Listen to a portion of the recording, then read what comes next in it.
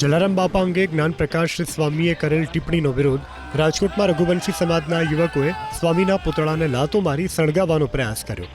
Bhupendra road ઉપર આવેલા વડતાલ તાબાના સ્વામિનારાયણ મંદિર બહાર લોહાણા સમાજના યુવાનો વિરોધ કરવા પહોંચ્યા.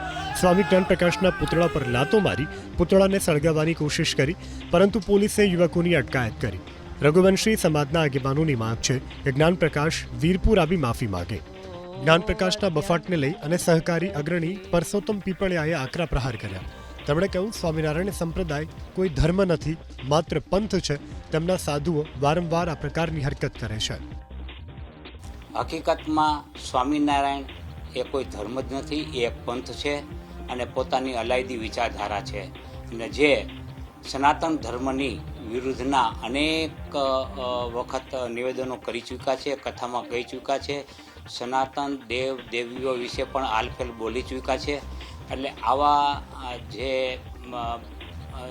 જે સ્વામીઓ બોલ્યા હોય તેઓને હાંકી કાઢવાને બદલે સ્વામિનારાયણ પંથ તેઓને બચાવમાં જે નિવેદન આપી રહ્યા છે તે ખરેખર દુઃખદ છે.